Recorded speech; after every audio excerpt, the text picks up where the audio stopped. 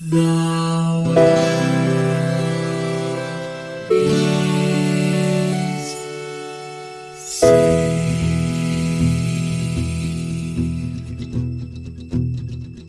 The living room's dark, save for light being cast from the big TV screen and the imminent sunrise that's teasing the one starry sky with whispers of morning. Hey, George. Hey, Lions, how goes it? I'm trying to decide what my wish would be if I won the competition. Like, if I had access to this weird monkey's paw, kind of the devil, sort of a genie, like, what would I wish for if I won Twisted Metal this Christmas? Which, by the way, weird aside, this entire event is apparently happening at Christmas time. I think we all know what we would wish for, which is for everyone to, like, subscribe, and to leave comments, below in the podcast. That was a hell of a segue, sir. That was good. That was good. Yeah, I'm pretty proud of myself. Actually, so for my reward, I'm going to tell a tangential story just right off the bat. So this is I did good. I get a treat now. Which is, to be fair, what my son does sometimes. I'll be like, great job. And he goes, good. And then just goes to get a cookie. I'm like, I didn't say you could have a cookie. I said, good job. But no, on the Monkey's Paw Wish, I was playing D&D a while back, and I was DMing. And so the group was trying to bargain with a devil, so I always try to very much so Monkey's Paw that stuff. So they were on like another plane, like lost, trying to get home. And so they said, I want to make a deal with this devil. And I was like, okay, yeah, man, whatever. It's D&D, man. You can do whatever you want, right? He goes, I want him. I say to him, I want you to help us get home. And I'm like, he says, done. He goes, wait. I want you to help us get home alive and well. And I was like, okay, done. Wait. I want you to help us get back to our home alive and well. And I was like, okay. He says he agrees, and they lit him up, and like he disappears immediately, and they're like, what? I'm like, not killing you is helping you get home alive and well. And they're like, look, that's actually probably the best we could have hoped for. So let's just all walk away from this situation. Like, it was very much so a Mexican standoff. That, as I was watching some of the endings to this, I was just kind of like, this is very much so like a Faustian covenant. Yeah, and I mean, we're going to have to talk about the endings at the end of the episode because, oh my God, the story in this universe, just, oh my God. Yeah. But yeah, let's do all of our top of the show stuff. So we played Twisted Metal 2 for the original PlayStation. And as I was typing this sentence into my notes, I realized this is the least questionable statement I've ever typed into my notes, which is this game came out in America in 1996. Yes. Right? Yes, it did. Everything about the way it looks and sounds and plays, the whole theme screams America on the PlayStation in 1996. Like, no one who knows anything about any of those things would ever question whether or not that's a true statement. And now, here's the interesting thing. Well, okay, no, actually, let's put a pin in that and get back to visuals. But talking about the 90s visual style, I have a caveat / comment to that. But what is your nostalgia experience for this? So you messaged me in the chat the other night, and you were like, this really feels like it's meant for couch co-op. And I spent most of my time playing this game in couch co-op. So I played this game a fair amount alone in the way you would train for like a boxing match, where like I wasn't playing it alone because I necessarily enjoyed it alone. And I'm not saying I didn't, but I was playing it entirely because I knew I was going to go play it at Brian's house. It's like, well, when I get over there, like, I don't want him to just punch me in the face a bunch. I'd like to also punch him in the face a bunch, right? So there's like this kind of, you're playing the single player in anticipation of the co-op. And I don't think that's a bad thing, but like, that's how my memory of this game is entirely colored, is that all of my single player was just in preparation for when I played it with another person. And unfortunately, on this playthrough, I didn't get to play it with anyone else. I did it all, the single player story, which is still, I mean, it's functionally the exact same game. You just miss out on some of the shenanigans that happen when you can like screen watch or like elbow your friend in the hand so he drops his control. All the crazy nonsense that like kids do when they're playing on the couch together. Right. And for me, like I had not played this game before, but my nostalgia experience for this is one where it was definitely I was kind of like peripherally aware of this game, and it came actually screaming into the forefront of my knowledge recently because I watched the YouTube channel Death Battle, and they did Joker versus Sweet Tooth, and I'm like, well, I know who one of these two people are, and then I went in and looked up Sweet Tooth. I'm like, what is happening? And so I started digging into it a little bit more, and I was like, oh, okay, so this is kind of my top level takeaway of this thing, this was a racing game for the PS1 that went all Mortal Kombat and decided to create like this insane growing universe like year over year, to the point where like now there's the people who play Twisted Metal because it's like a fun racing deathmatch game, and the people who actually know the lore, like the same way there are people who know Mortal Kombat and then know the lore of Mortal Kombat, where there's just two completely different levels, so that's my kind of peripheral knowledge of this game. Yeah, and Sweet Tooth's ending is, I think, the most Twisted Metal of the endings. And Sweet Tooth is definitely the most Twisted Metal character because he is an insane clown who drives an ice cream truck that's partially on fire. And I mean, what more is there to say than any of that? Like, you now have all of the foundation you need to leap to any insane conclusion that will probably be correct. Now, there's a lot of enough said in this, kind of thing where it's like, well, what's this person's deal? And it's like, well, they had their arms removed and then surgically tied to giant steering wheels, and rocket launchers were put on their shoulders.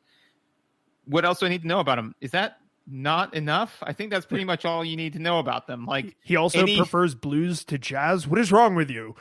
Yeah. It's like anything that would psychologically come after that came after that, like it's the end of the story is exactly what you would expect. When the beginning of the story is he had his arms removed, tied to two giant tires, and put rocket launchers on his shoulders. And then everything that was going to happen happened. So you want to shill some stuff, man? I mean, I'm actually pretty happy with the gorilla shilling that you did at the top there. Sweet, let's do it. Yeah, so I'm actually good to jump straight into visuals, assuming my wish is granted, driver. Okay, so here's my side story.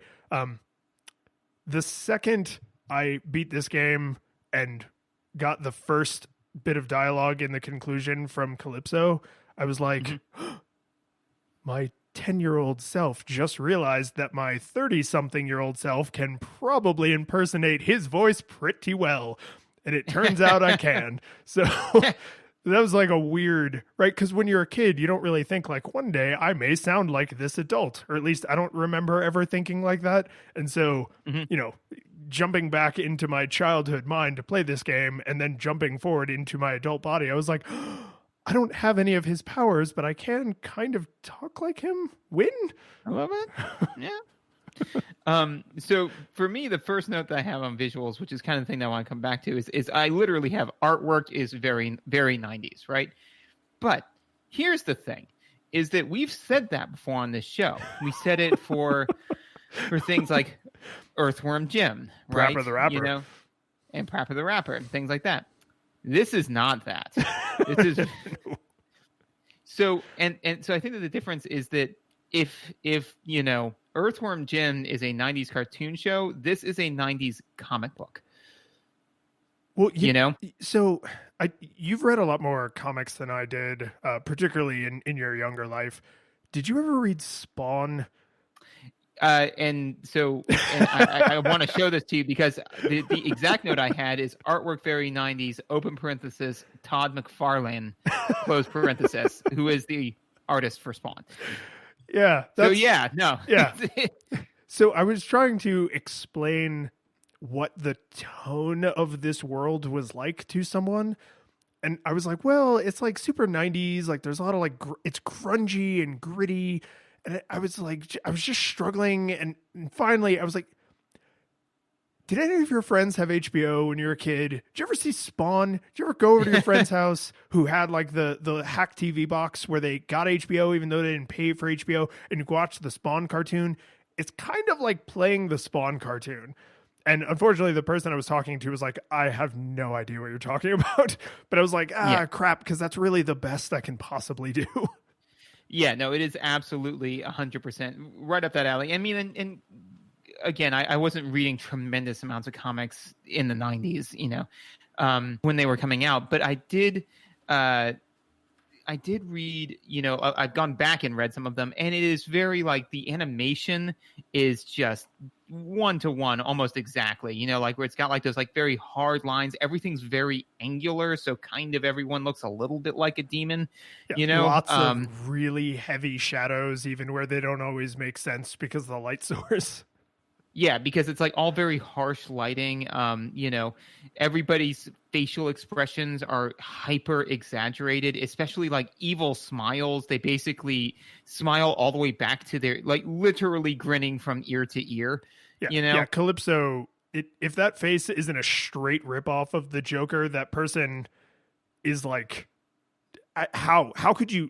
And I don't mean that in like a bad way. Like the Joker is an amazing character to rip off because it's so iconic, but the close up in like the endings and during the like little prologue thing at the prologue movie, I guess, at the beginning, it's the pointed chin, you can see the gums and like into his cheeks, like because he's smiling so big. Like that is exactly how the Joker smiles.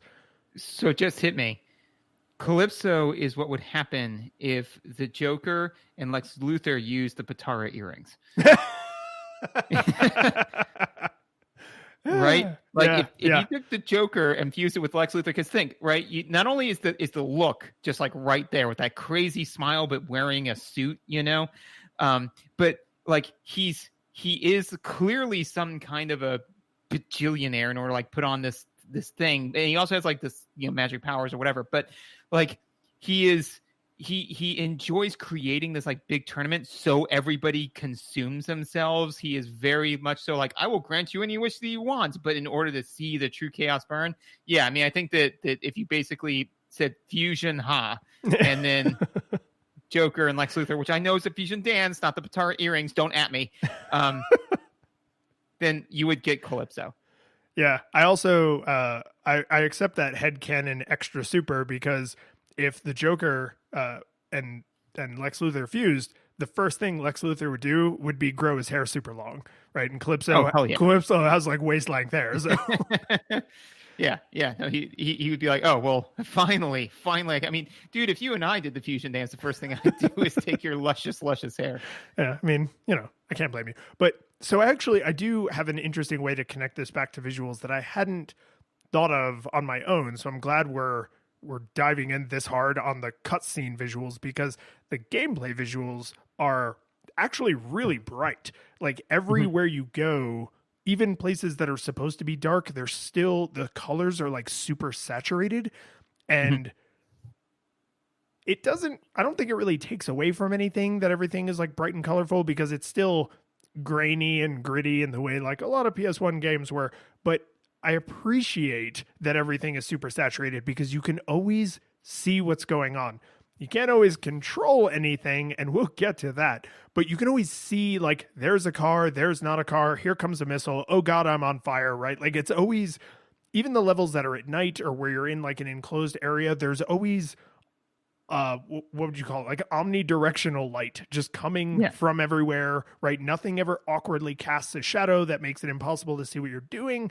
And I like that, because that is a visual design choice that is massively in support of the gameplay. There's going to be a ton of crap going on all the time. There's, I think, up to 10 I think the largest battlefield has 9 combatants plus you. So 10 drivers on a single battlefield, missiles and explosions and special weapons going off every which way. Like, gritty shadows would not enhance my experience. Please just let me see what's going on. So even though when you compare the reds and the dark reds and the blacks of the cutscenes to fairly vibrant, highly saturated colors in the actual gameplay, I think it's probably the right choice. Oh, I would agree with that, because I think that they wanted it to be, like you said, it's going to be very chaotic. They wanted for when you to get hit, for you to have some idea of what's going on. They never wanted you to be like, I don't know what's happening. Like, I just lost health. What happened? Like, even when I was getting, just beaten into the ground, I was aware of why, like, I was getting beaten into the ground, which is actually another note that I had on visuals, which is I think that the HUD is pretty elegant. Because first of all, it does give you a radar of where everyone is at, which I think is hypercritical. This game would be bananas frustrating if you didn't know where everyone was, right? So I mean, especially like in the beginning, it's a little bit less necessary because there's 8 different people there, so you're just kind of desperately trying to hunt people down and kill them, and there's no shortage of people. But when there's like 1 or 2 left, you need to be able to feel comfortable that if you decide to lose them because you need to go get power-ups, that you'll be able to find them again on your terms, so that you're not just going to like turn a corner and then all of a sudden 50 missiles are going to hit you and you're just going to explode. About how far away from them you are, so you can run away, go collect yourself, and then come back. If that didn't exist, then disengaging from combat would actually be more burdensome. Like, it would be way too high of a risk, because then all of a sudden it's very Hunger Games, at that point. So I think that was the right choice. Also with the HUD, that they've got the name of who you're attacking, and that's also their health bar. I think the name that shows up is whoever is physically closest to you or the last person you shot.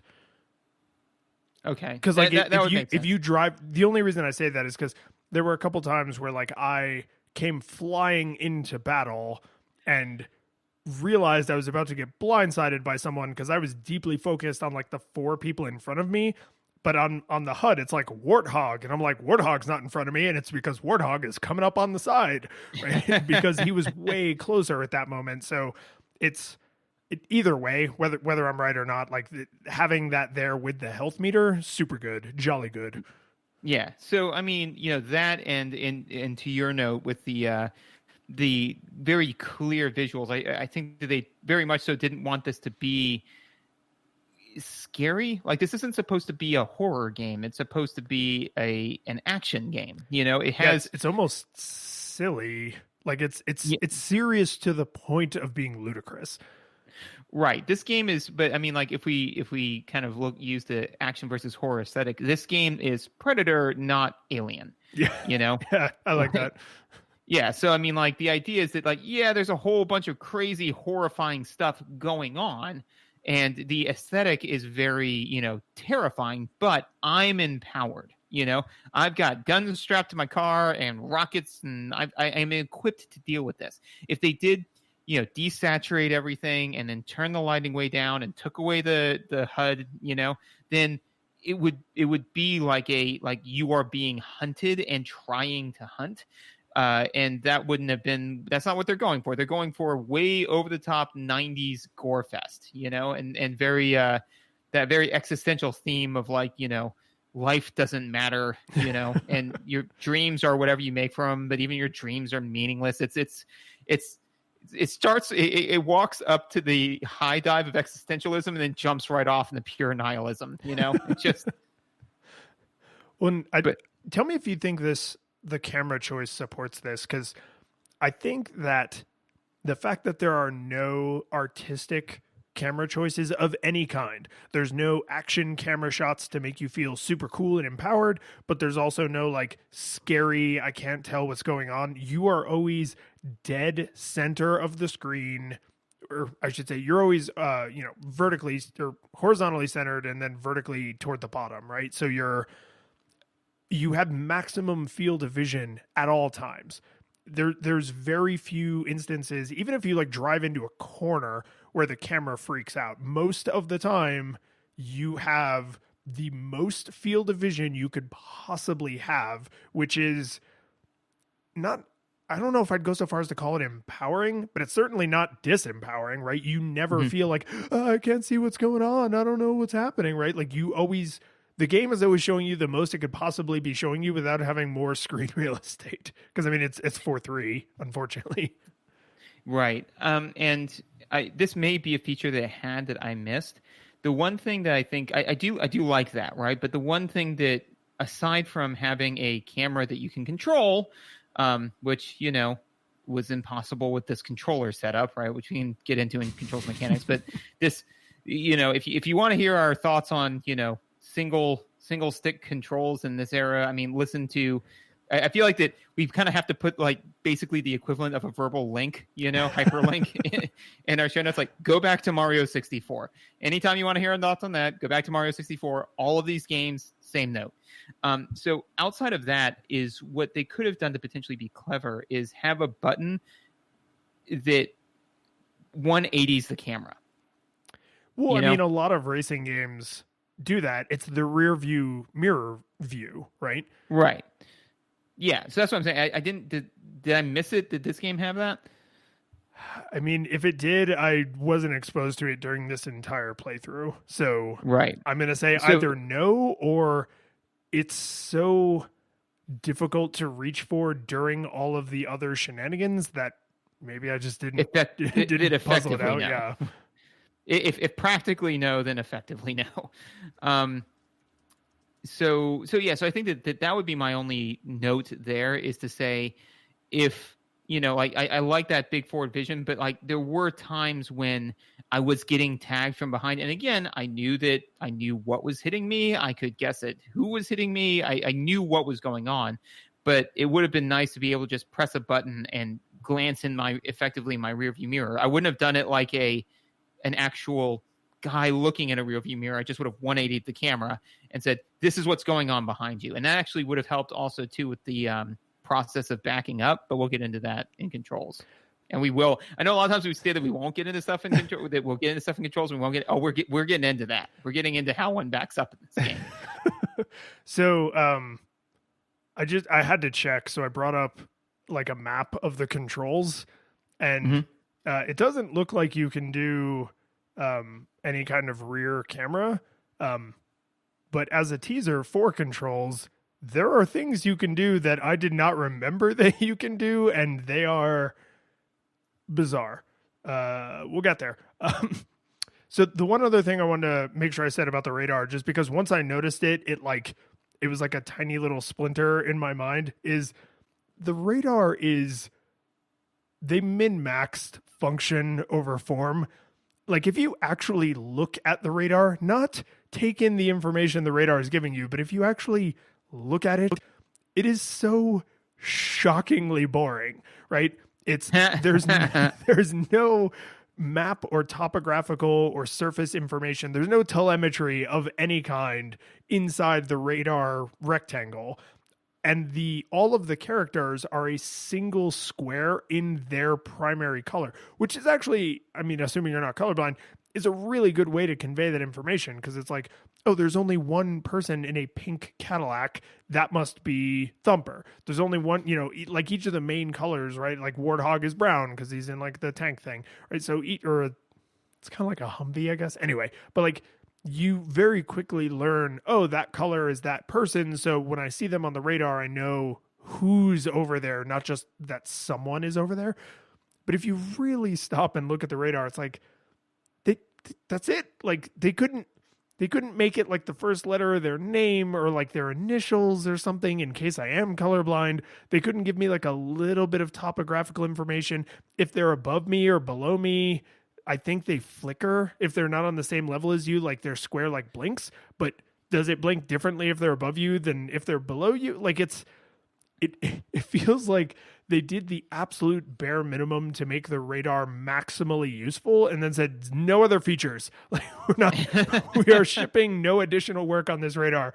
It does everything that all of our customers said they wanted, and it does nothing else. So it's a level of quality for which the client was willing to pay. Yeah, pretty much. And I mean, I'm with you. You said like the game would be really obnoxious if that wasn't there, and I agree 100%. But they did the least amount visually they could possibly do to make the radar useful. The one counter that I would say in defense of it, everything you have said is true, but the one thing I could say is that I think that the radar is maximized for viewing in your peripheral, because I think very, very rarely, if ever, was I staring directly at the radar. Most of the time I was using it like just in my peripheral. So any kind of topographical information, any of that, anything else that would have cluttered it up would have made it harder for you to just be seeing it out of the corner of your eye, Ooh, you know what? This is why there is no rear view, because you get very accurate placement information from the radar. So if you see a bunch of colored squares right below the center of the radar, that means they are directly behind you, because that is all that can ever mean. True. My main thing with the rear view is that is just the rear view for visual information coming in would be nice. The help with the controls of backing up would be super clutch, but we'll get to that in controls. That was just my way of shoehorning in one additional jab. It's like all right, while we're waiting for this, I'm going to play Minecraft. Oh, my kids play that. I don't like these little jabs you get in, Elon. This was that. I don't have.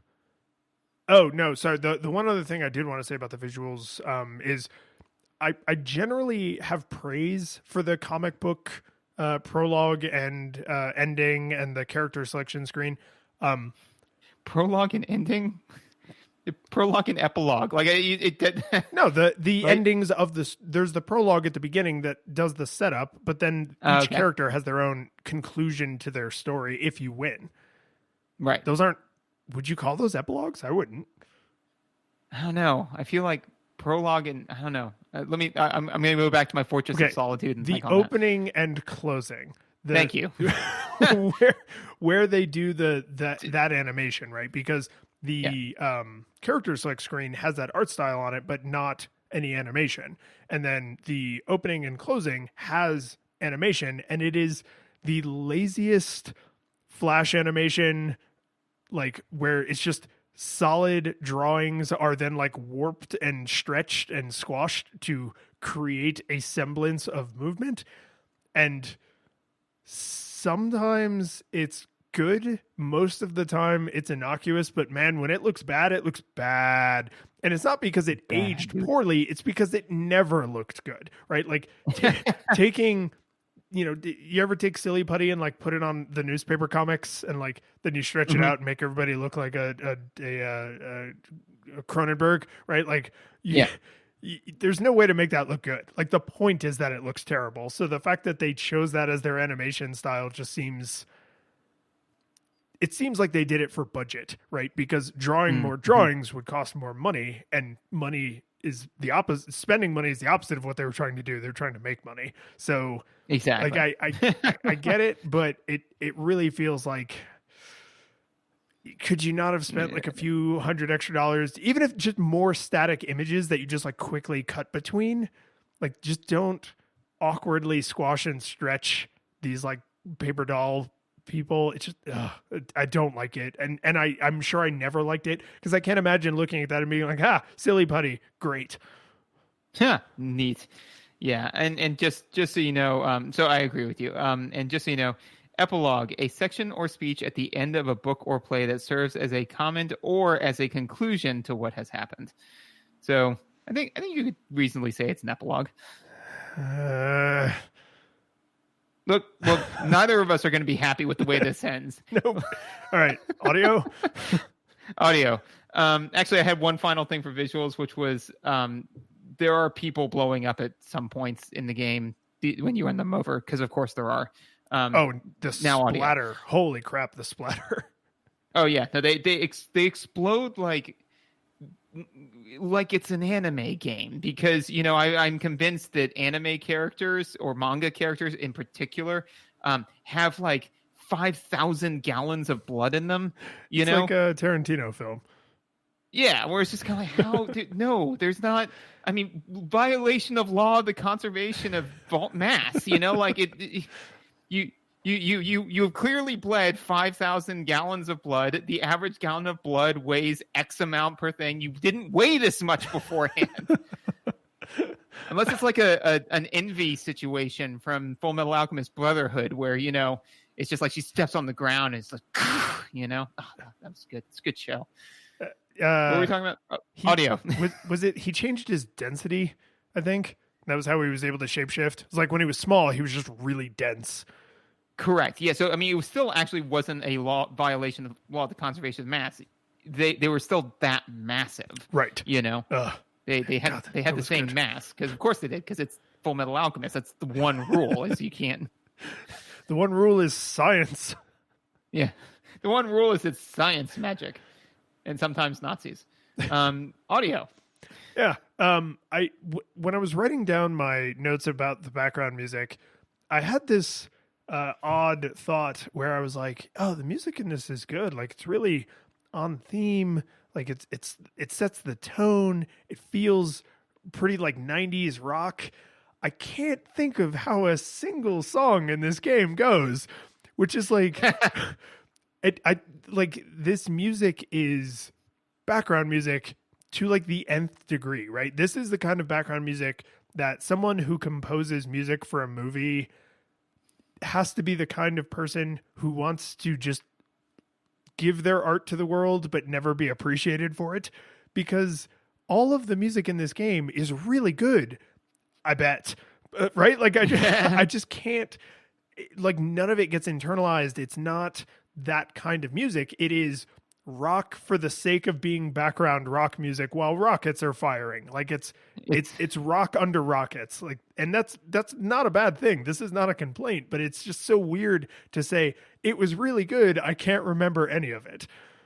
It's elevator rock music. Kinda, yeah. Yeah, it's music. It's rack. I would agree with you with one notable exception. It's not the name of it, but the Paris level. No, it's Paris. It is, but the name of it's something else. It's called something else. Oh yeah, they all have a GoldenEye, James Bond : GoldenEye 007 and the quest for the Philosopher's Stone style, and the quest to open a bakery. But the Paris level, right, is it was a rock version of the song Frere Jacques, which you're totally right. Yeah. So it was like, and I was like, I like this. This is nice, because, and again, that I think to make myself sound more erudite than somebody who's like, neat, is that further fits into the theme of 90s America, because if you said, okay, all right, I need to know the music that would be playing in a child's head in the 90s in America when they were going on a rampage in Paris. It's like, it would be a rock version of, it's like, would it be a rock version of this new French pop song? Or maybe, like this EU version of, no, it would be Frere Jacques, the one French song that any American child knows, and it would be the rock version of it, So it's very on theme, Which makes me feel bad if there's an equivalent like Holland and Hong Kong and Brazilian song, but we only know Frere Jacques. Well, and this is a story I'm sure I've told you, but I haven't told the world. But when I was younger and working at a Movie Co, I was working there with a foreign exchange student, and she was from Ireland, and we had gotten to know each other pretty well. So, and also keep in mind, everyone, I was 17 at the time, so not the most well-rounded. I was about as well-rounded as the average 17-year-old. But I said like, hey, we've known each other for a while. Can I get you to say something for me? It's really dumb. And she's like, what? And I was like, can you say they're after me, Lucky Charms? And she's, and she was a good sport. She said it for me. I was like, all right, neat. And I thought we were done. And she says, well, now you got to say something for me. And I said, what? I'm American. Like, what would I say? She said, can you say howdy, cowboy? I was like, really? And she's like, yeah. I'm like, so that's still how you, like, we're all cowboys. And she's like, yeah, of course. And I was like, huh. So, I mean, I said it and, we had a laugh, but like that to me would be the same thing here. Is it's like, I wonder what that, because there would be one, it's like, what is it though? What is it? So I have never forgotten that story because it pains me terribly to think that everyone outside of North America thinks of Americans as like, yeehaw, like ride 'em cowboy, like yeah. And it's not that I have cowboys, anything yeah. like I live in an area where that kind of person is actually pretty common, right? Those sorts of folks are all over the area that I live in. I don't have anything against people like that or into that culture or people who actually grew up as a part of it and aren't just putting on a ridiculous front, but I'm not like that. And so that's the problem, no, right? You're a cowboy. Yeah, even positive stereotypes are still negative because they're stereotypes, right? Like, oh, all, black guys are great dancers. And it's like, but you feel bad for the one who's not because, right? And like, if someone came over from Europe and they were like, oh, but you're like a cool cowboy because like all Americans are like rough, tough cowboys. I'm like, nah, I'm more of a cries during chick flicks kind of American. Do you have anything funny that an American like that could say? Because it's not howdy, y'all. It's more like, I really felt the Notebook was really good callback. And yeah, no, I feel you. But so the reason why I mentioned that though is because if somebody had said like, oh, well, what's like a very Irish thing to say? Like I could rattle off, 15 different things, right? But if it's like, well, but I never thought that there was an American equivalent, but of course there was. So there has to be like what's the American music for this? Like what's the American music? Like, so it exists. It's got to. I don't know what it is. But I wouldn't be surprised, honestly, if it's like what we think of as classic rock, like Queen. Or Elvis. Yeah. I'd buy Elvis. Elvis, Michael Jackson. Yeah. One of those singers that like transcended their genre completely. And so that's like when this game was released in the EU or in the Asia Pacific region, I want to believe that when you play in LA and New York, it's like some random like Jackson 5 song or Elvis, because one, that ties this back to music. And two, I think that would actually be really awesome if when they regionalized it, they were like, okay, now in your country, we're going to make fun of what they think you do all the time. See, now I just really want to be playing the very last level of this very dark and gritty, Faustian covenant-bearing game, reminiscent in animation style to Spawn. As you're climbing the ladder to the very last boss, hearing, do-do-do-do-do, do-do-do-do-do, you went to school to learn, girl, things you never knew before. Like I would.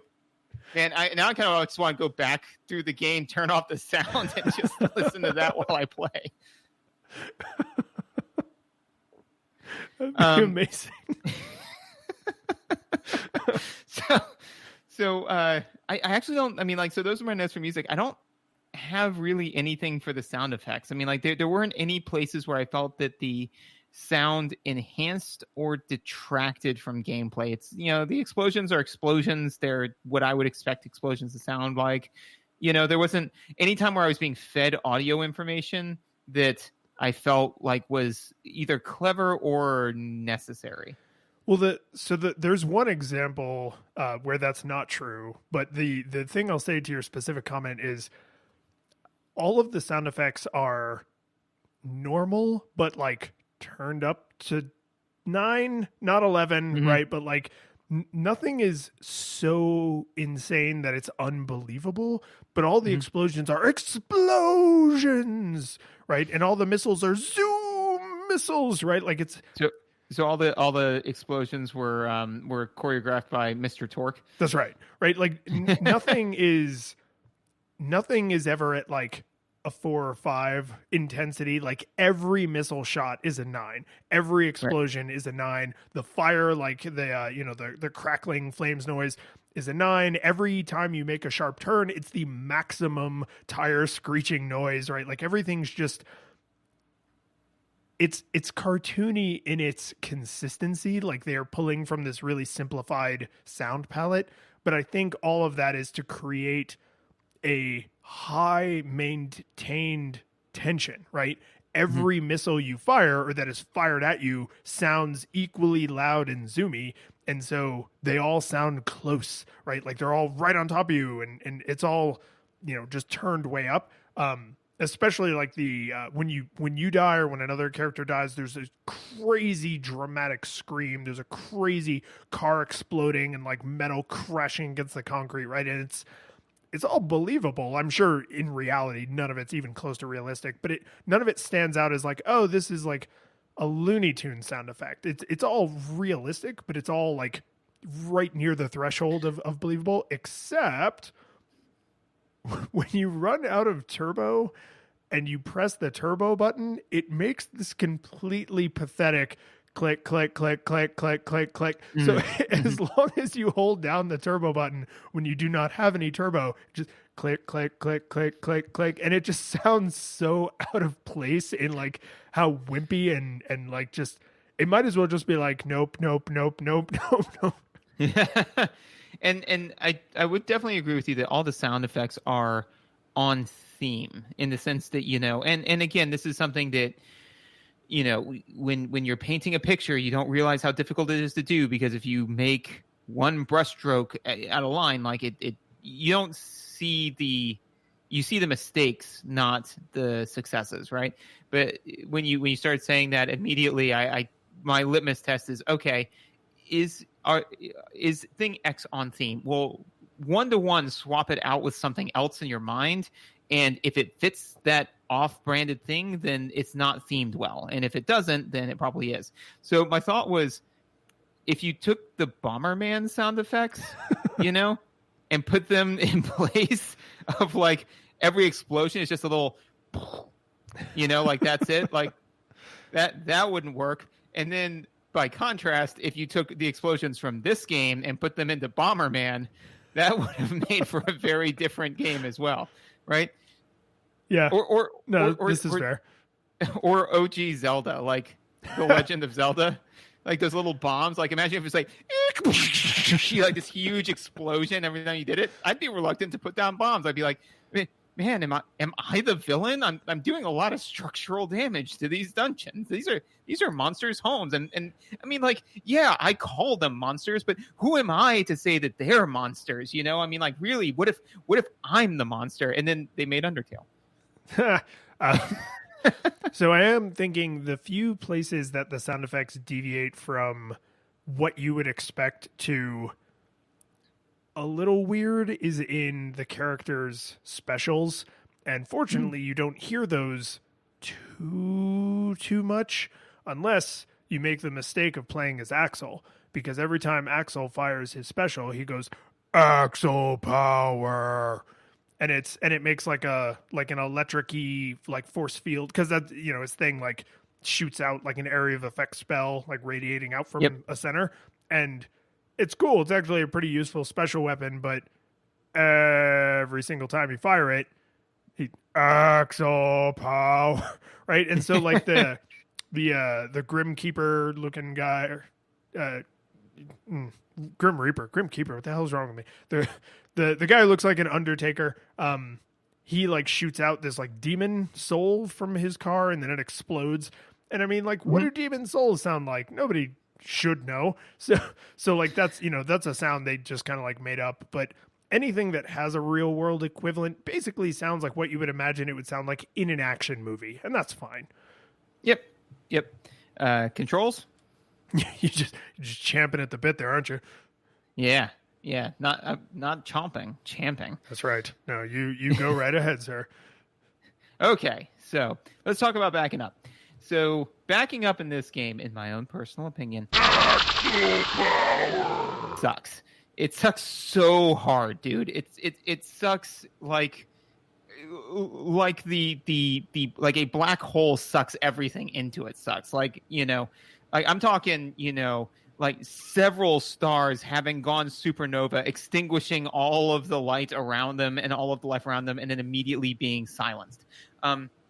I didn't care for it, is what I'm driving at. So basically, they invert the controls when you try to back up, which makes sense, like it does, right? Because I'm glad you got that out before I was going to have to be like, what were you expecting to happen? But what it does, though, is that if I'm saying like, okay, I want to turn in this direction, right? I mean, there's a reason why generally when you're backing up, you should put your arm behind the thing behind you, and then look in the direction you're going, so that way it basically effectively uninverts your controls again. It just the issue was I really, really struggled to internalize this, right? And in a game where split second reaction time matters, and I have run full force into a wall and now need to back up, and I end up backing up in the wrong direction without thinking, then slamming myself back into the wall again. And so I'm basically just running interference back and forth in this wall. It matters. And then that leads into the fact that, with the live system in the tournament, right, every hit really matters, which is good.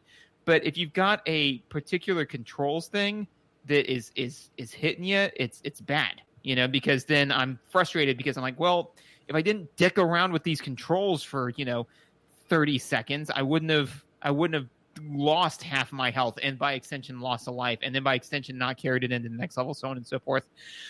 So that's also why I was saying, okay, but if I had a button where I'm like, okay, either A, you can master these controls, in which case then you don't have to switch the camera, or B, I can switch the camera and then just drive the car like I normally would, but in reverse, then I think that would be a good way to kind of let people who are either A, just struggling with it, or B, new to the game, able to maneuver their cars. And then as you become an expert, you don't have to flip that camera, which would have like a half-second delay.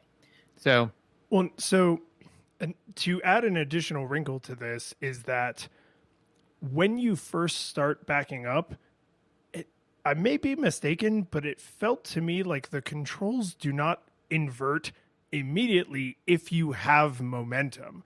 So like if you get blown backwards, like if you get hit by a special or there's an explosion or something, and you are now moving backwards against your will, and you mentally invert the controls because you recognize that you're moving in reverse, they actually don't work that way until the car is driving in reverse.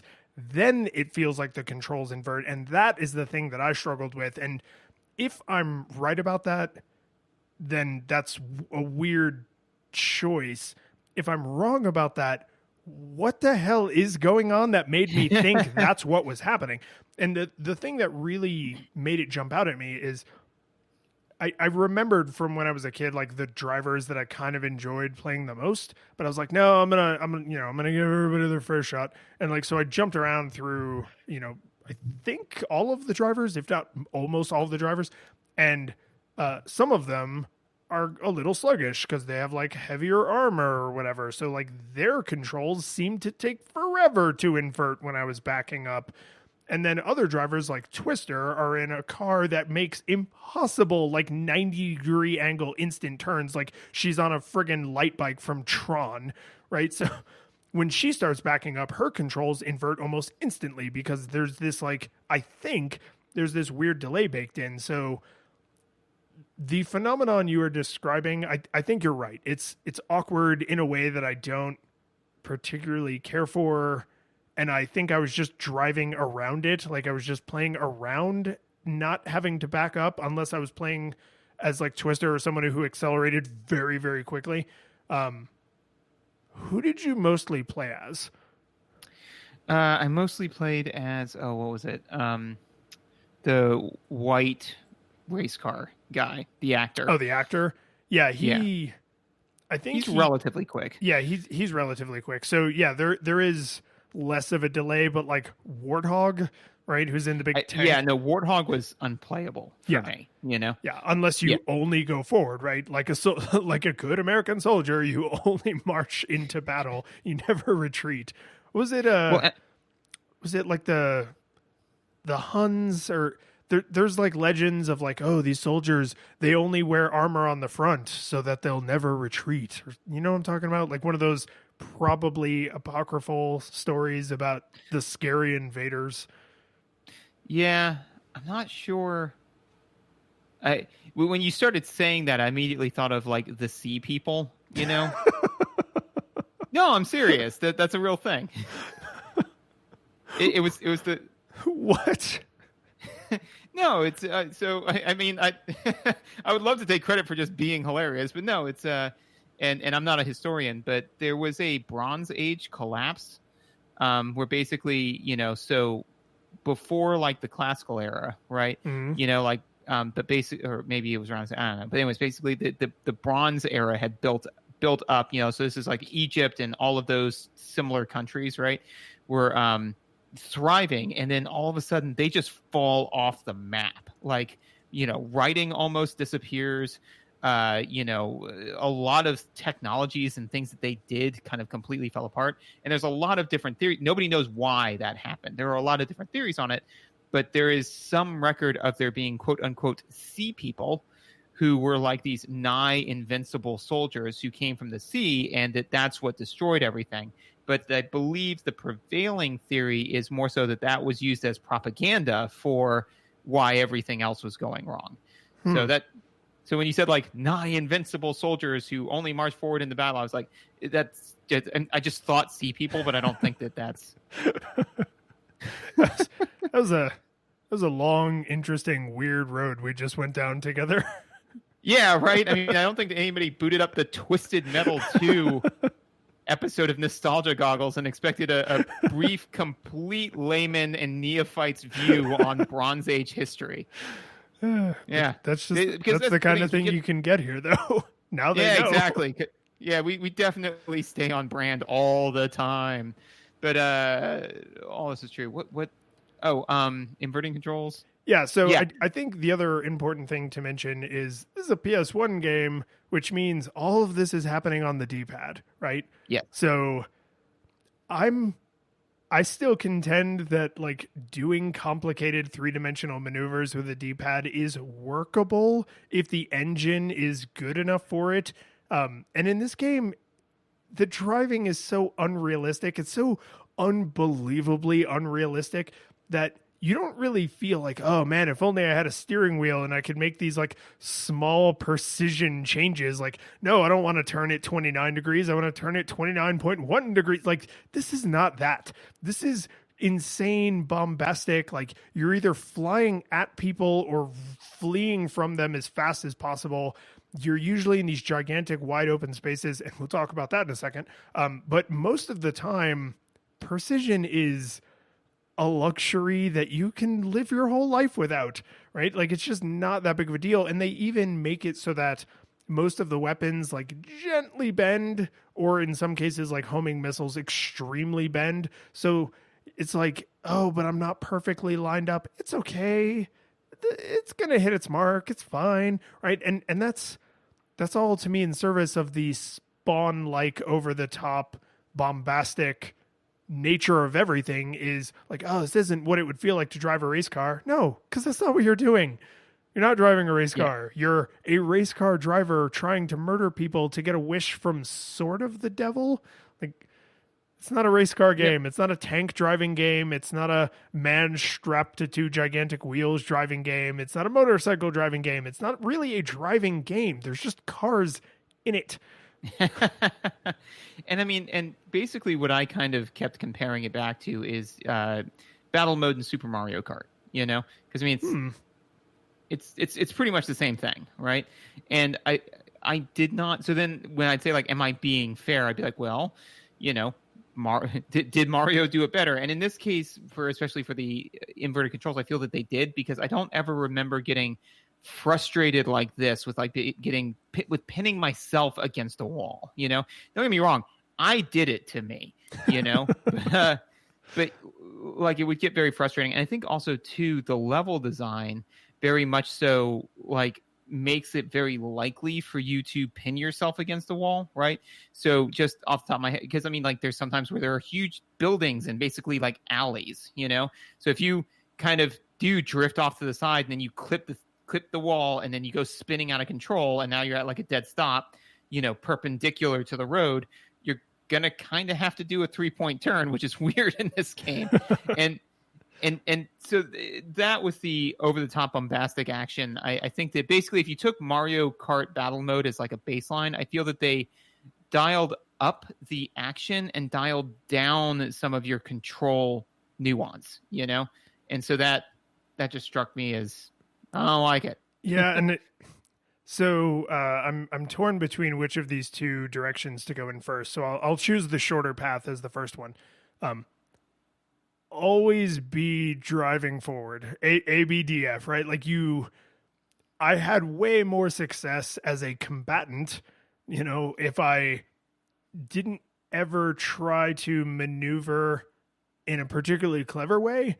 Like it was a lot easier to go flying at people, guns ablazing, go careening past them, and then do an insane 180-degree turn and then go flying back at them, right? There was very, very few times I found myself in any of the levels, because I do want to talk a lot about the level design, but there was very, very few times where I was ever like, oh, we're having a showdown and, you know, I have more life than them and I have the better armor and we're just going to shoot it out until they're dead. Like that happened, but it wasn't a lot, and it's not a great strategy because unless that's the last combatant, you still leave hurt, right? Mm-hmm. So I just found a lot more success just flying by them, unleashing a few missiles, right? Which meant I didn't often allow myself to end up in circumstances where I had to make careful turns away from walls, except in New York City.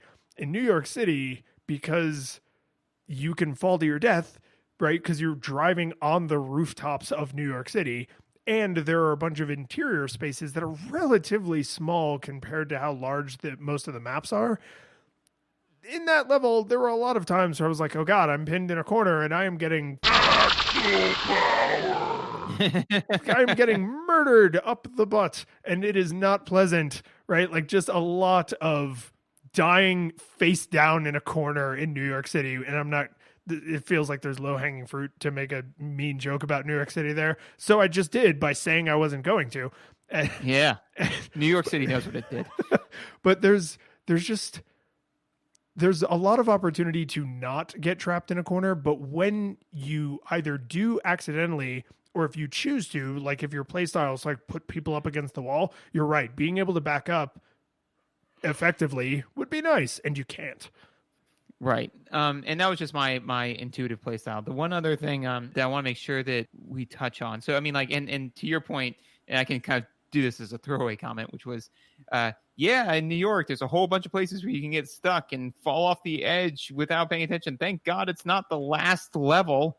But there's a password system, which kind of curtails that problem with cycle time.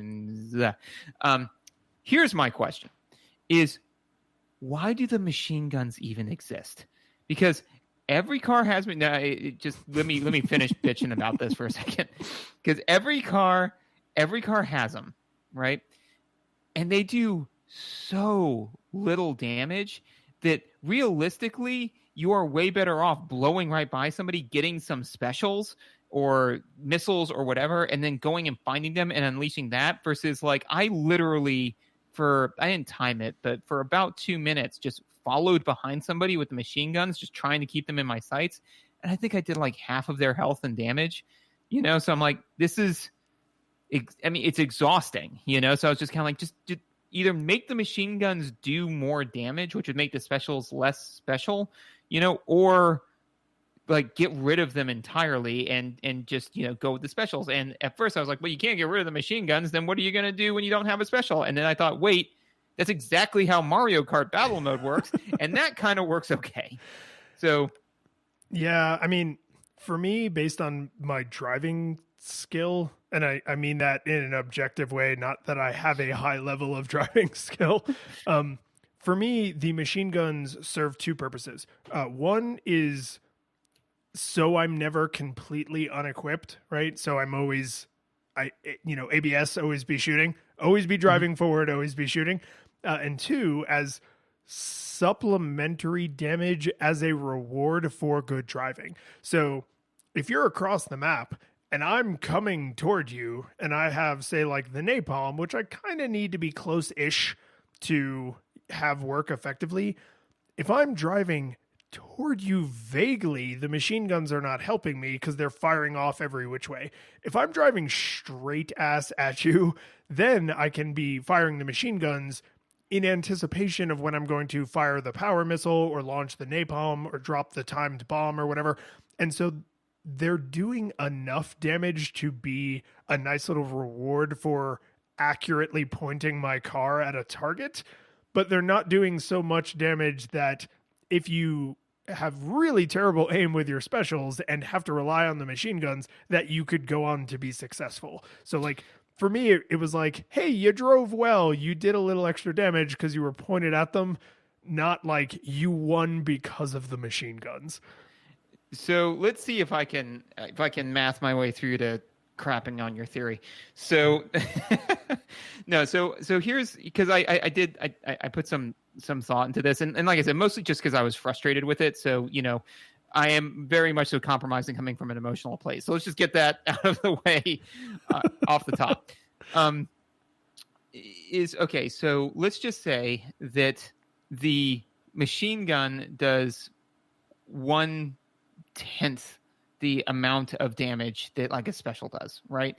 Or because I mean the machine guns really is in like damage per second, whereas the other one is quantized in being hit, right? But let's say that you would have to keep your guns trained on somebody for a grand total of, let's say, 20 seconds, right? To do an equivalent amount of damage that a single special attack would do, right? So that means then that, because in the end, you either kill somebody or you don't, right? So such is the nature of combat. So, but that's the thing, is that you either deal a total amount of damage that is greater than their hit points or less than, right? Mm-hmm. So arguably it doesn't, if you say like, okay, well, it takes 5 specials to end this person, right?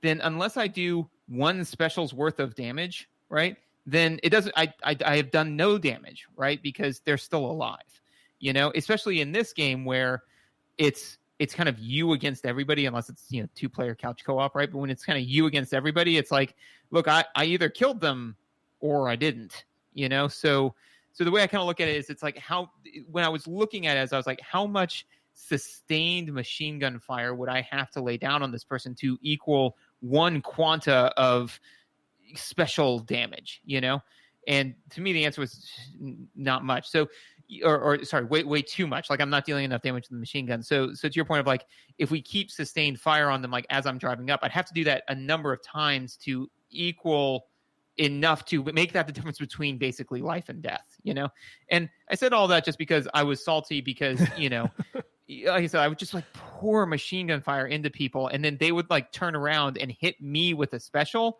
And I'm like, well, that was clearly, I mean, and they must have been trying to disincentivize that play style, right? But like, there would be a cluster of like 3 people all like hashing it out, and I'm like, neat. I'm gonna stay on the periphery and just tag all of you while you guys all slug it out in the ring.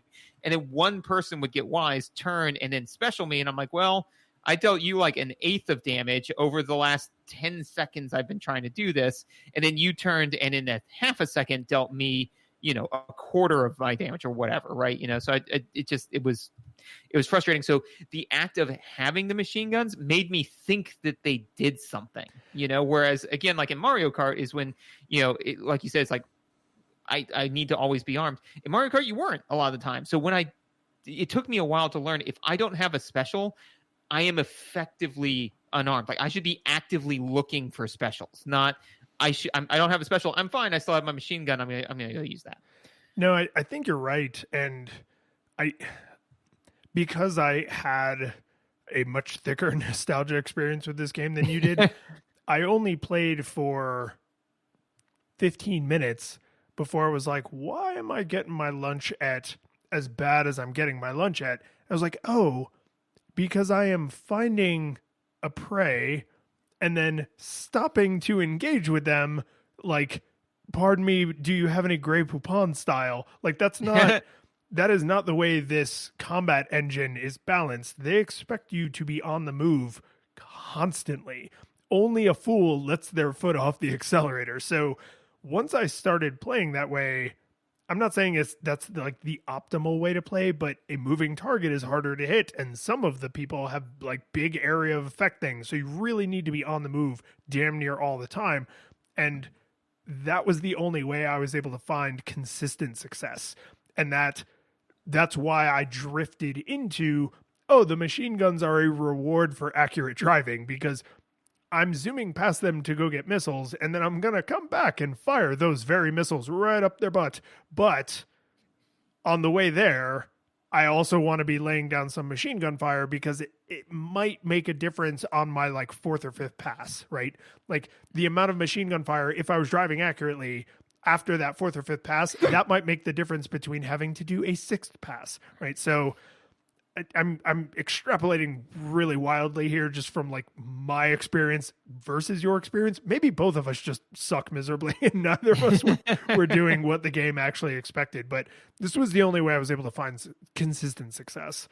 And you were certainly more successful than me. So I mean, like I said, I am more than happy to say, you know, what I was doing was not working, and I clearly got frustrated, and you know, so and that's entirely fine. But like I said, to me the machine guns were a red herring, you know, where it was like this does damage, and it's like, no, it's the goggles, they do nothing, you know. Like, yeah, no, I mean, you could be, if you were driving defensively where you weren't taking a lot of damage, you could absolutely have tremendous success only using specials, because specials are where all the money is, right? So there's no question about that. I do want to talk about the level design, because I realized, depending on who you're playing, there's essentially a level that's good for you and a level that's bad for you, and then most of the levels are like fairly well balanced, right? The first level is not a completely flat plane, but it is an open space with the middle is like raised on a plateau, and then there's the road around the outside that's lowered down, right? So there's sort of places to hide like briefly, but you can't really hide for a long time. So everybody's sort of in their battle royale mode. But then later, there's levels where the ground is literally lava, not like lava. And then there's levels like New York City where you can fall to your death, and it's an instant death in a game where you only have 2 lives, right? And so if you're playing as Twister has a way harder time in New York City than someone who doesn't accelerate instantly to their top speed, right?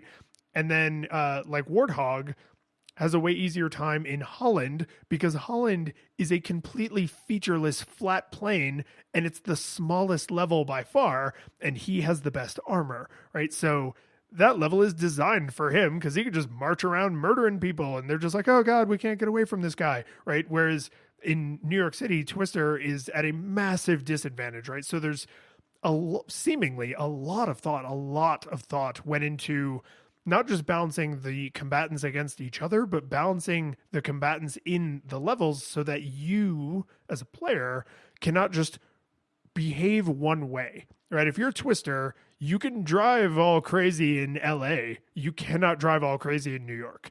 If you're Warthog, you can own Holland, because like that's designed for you. But a level like Hong Kong, where you have to kind of chase people down side streets, is harder because everyone is faster than you, right? So it's seemingly a tremendous amount of thought went into variation in levels that gave some players advantages and some players disadvantages, so that every battle doesn't play out identically. Yeah, I certainly agree with that. And I think that, you know, basically they kind of went through and said, okay, which level is going to be the Warthog level? Like, what does that look like? And the fact that they've tied it to a story, right, makes sense to why you can't.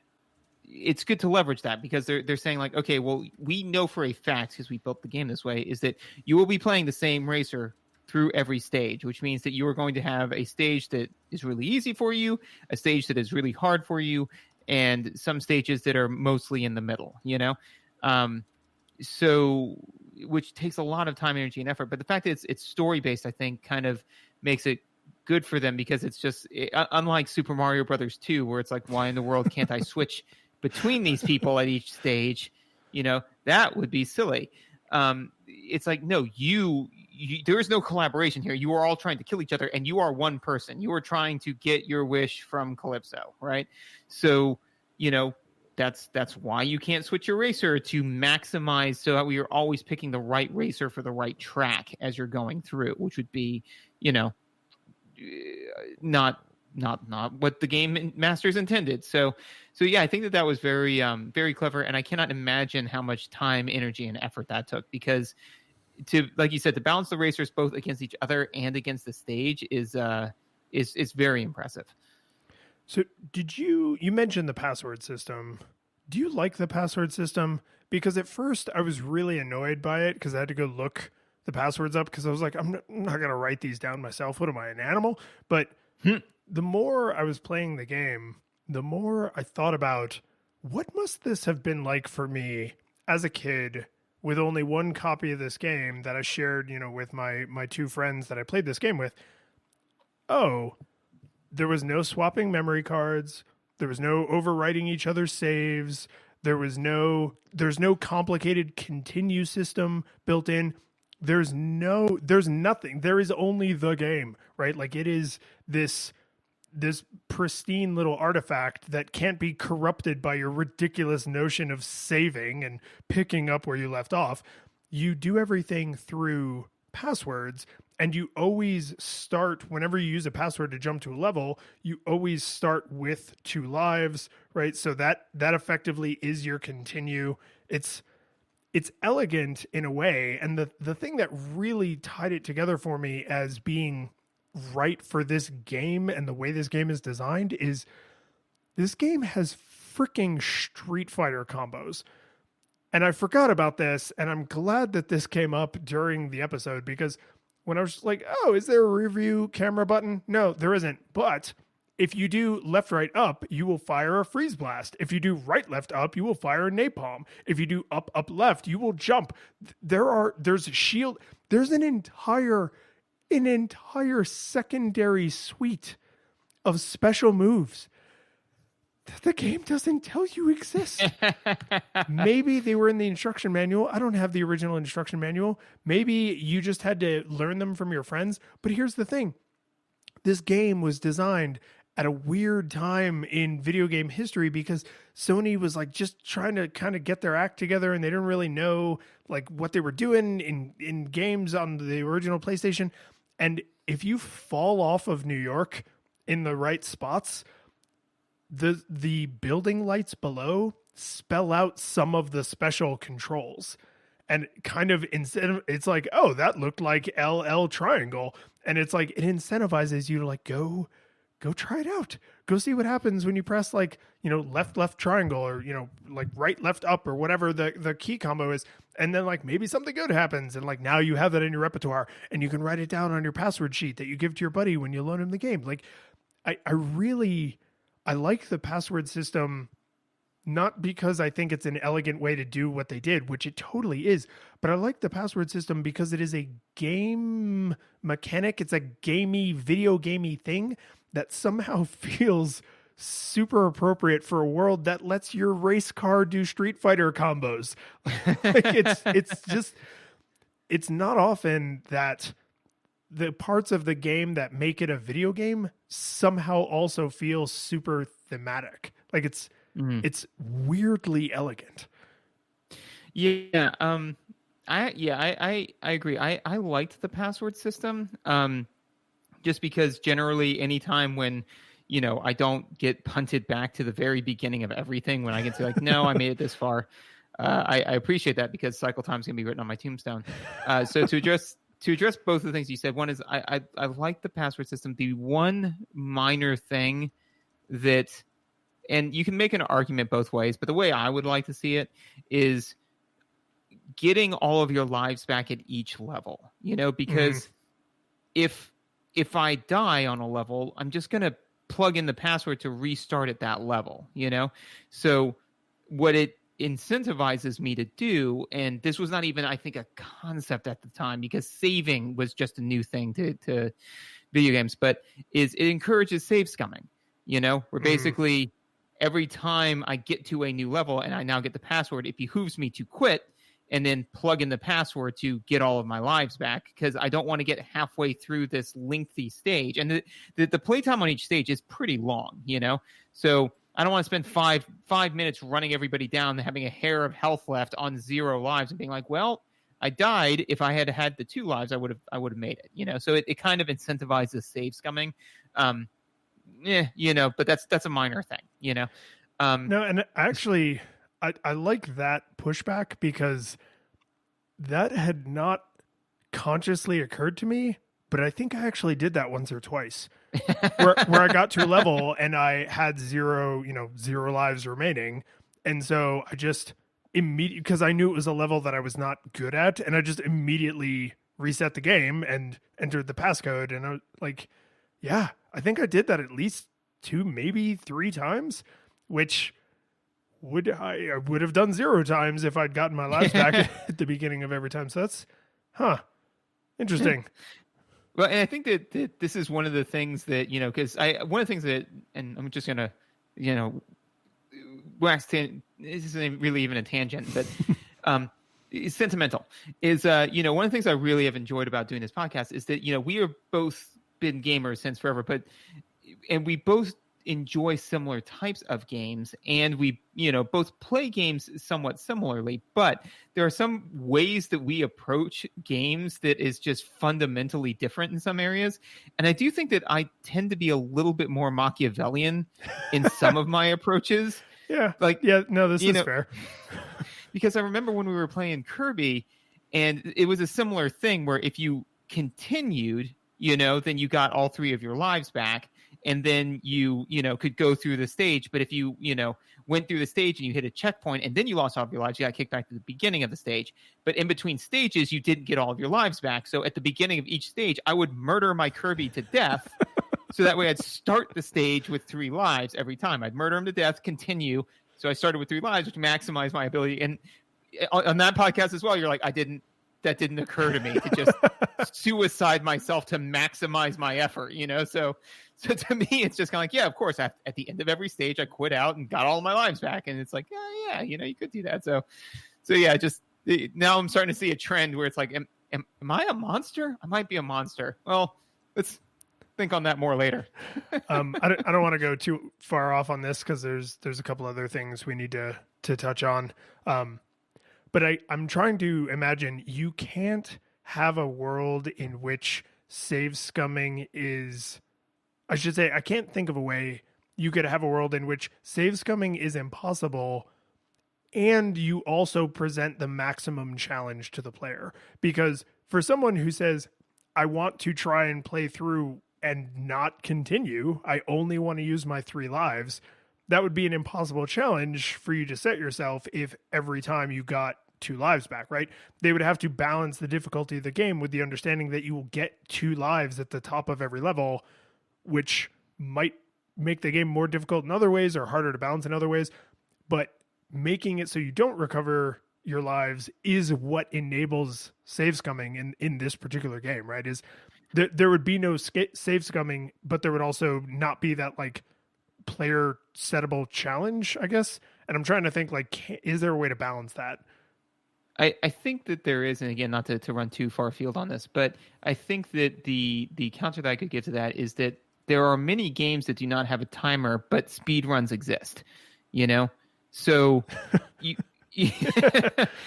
so I mean, like you can set whatever dumb challenge you want to yourself, So I would say that the counter to that would just be, if you want to play through saying, I'm going to play through using only 3 lives, then just count how many times you die. If you die more than 3 times, then shut the game off and try. And you can do the same thing with like, I'm going to go through and never do they, what is it? It's always called like the severe difficulty, or I forget. There's some games that have it where it's like, if you die and it deletes your save file. Like that's it. Yeah. Yeah. Yeah.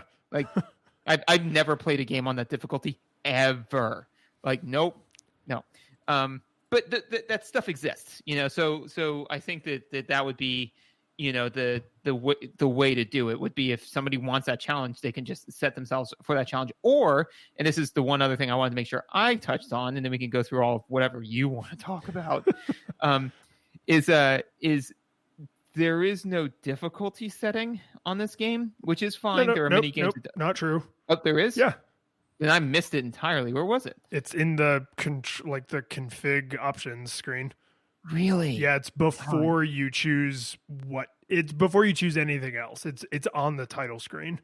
Oh, so there's 1 player, 2 player, and then you're right at the bottom right. There's options. So I'll tell you, it's just as well that you didn't go looking for that or find it, because there's easy, medium, and hard, I think, or like easy, medium, difficult, something like that.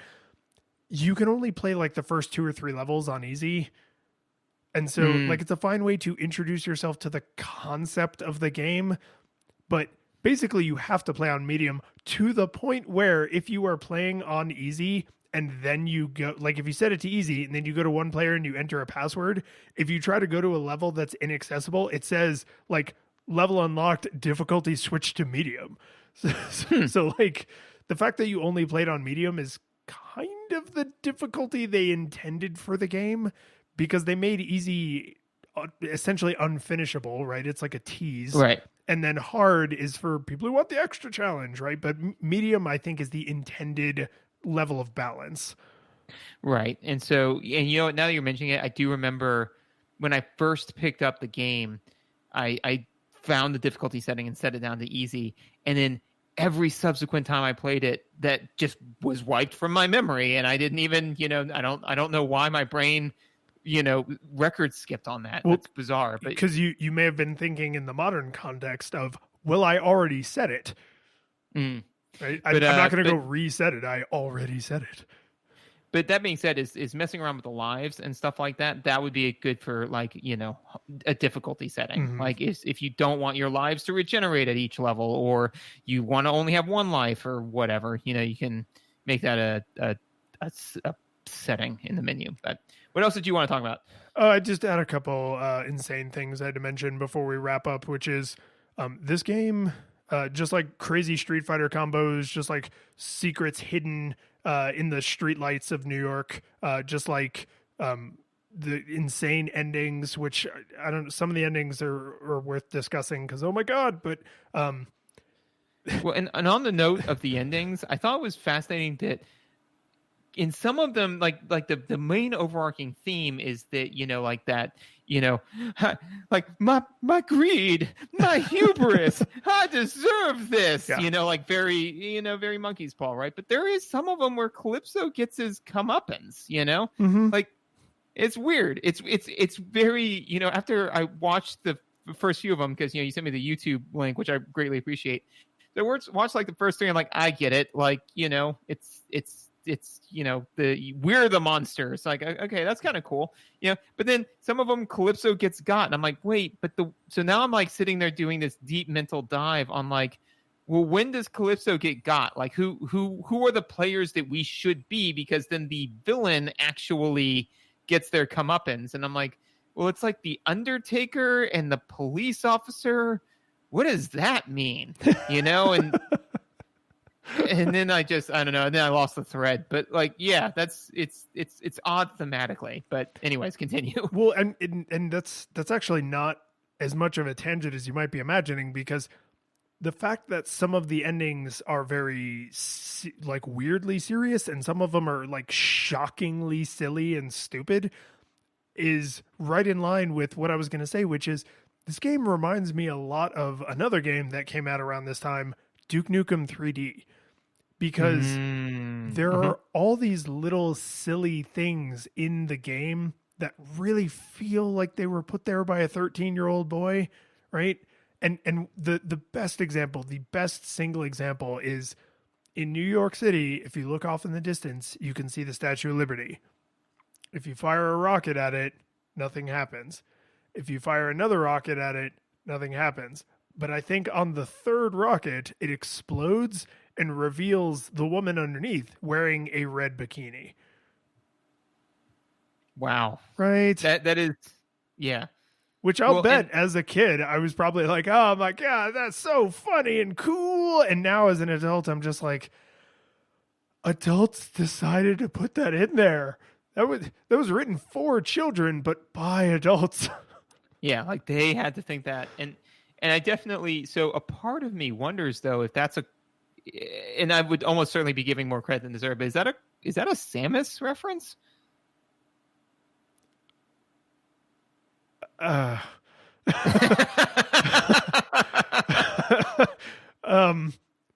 And your long pause, I think, you're like, I don't want to think about it, dude. I don't.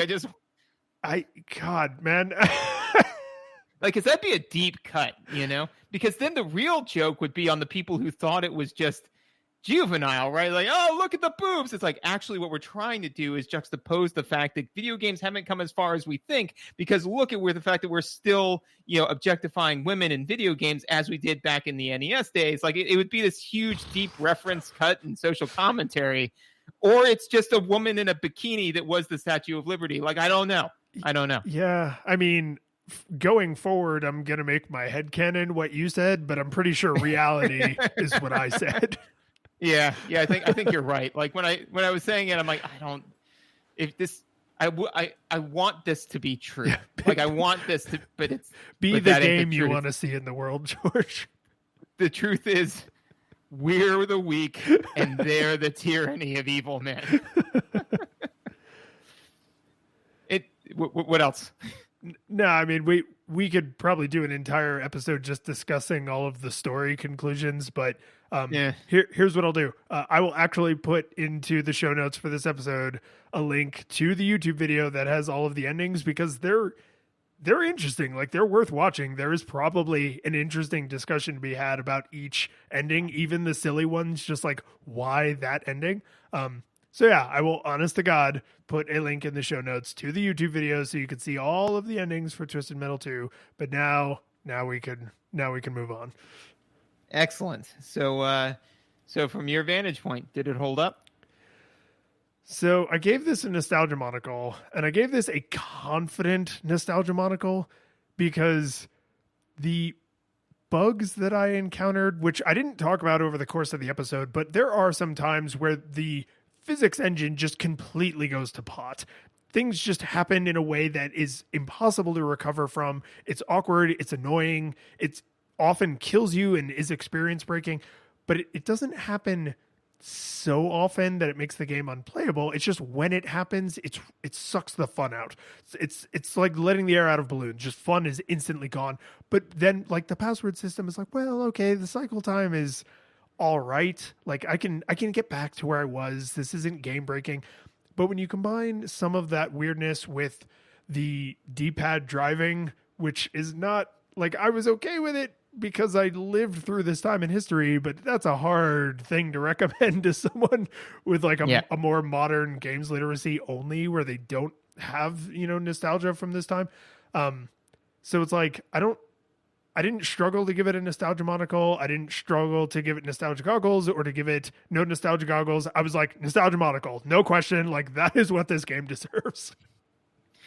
And like, for me, I think it was a nostalgia. So here's where I'm at with it. It's like a nostalgia monocle, very closely bordering on nostalgic goggles, or vice versa. Like, if you asked me on a particular day, my response would vary based on my mood. Like that's how close it is to the fence. Where just like, if I have like just gotten frustrated in any capacity about anything, I would then just take out my wrath on somebody asking me like, well, what do you think of this game? It's like, oh, it's nostalgia goggles, And if I was in a benevolent move, I'd say nostalgia monocle. It definitely, the driving is like the D-pad driving is lackluster. Like, but really, to kind of justify it, what I have to kind of do is I talk briefly about Borderlands, not Borderlands 2, Borderlands. That game is fine, but after playing Borderlands 2, it is almost unplayable, because Borderlands 2 does everything that Borderlands 1 does, and it does it better, way better, right? So the thing is that if somebody said, should I go back and play Twisted Metal 2? I'd say, no, play Twisted Metal 3. I haven't played Twisted Metal 3, but I naturally have to assume that once they had dual analog sticks that they started to take care of some of this stuff. So there are later ones in the series to where I'm like, I would probably say play one of the later ones, not this one. Because overall, was it the worst game in the world? No, but I could say it was pretty twisted. The curtain falls, the music plays, the credits roll, then it all fades to black, and you're left by yourself. The fanfare is gone, there's no player two there by your side to share victories won. But as you slowly progress down the hall to your bed, a few great events leak back into your head from the time that you spent traversing the land, battling evil, fighting the darkness, just sword in hand. Your memories creep in with the end of a smile. You realize again what you lost for a while. You're gonna think back much less on how you saved the day than on all the experience gained. At the end of it all, gamers play what we play. Not for game over, but rather for what we take away. The world is sad, but who cares? We will know that that's not what you came for. Your next adventure's already in sight. You're all set to go. You're excited to see what's all wrong till it's right, and the world is saved. So you're more along for the ride. You're more along for the ride. You're more along for the ride. You're more along for the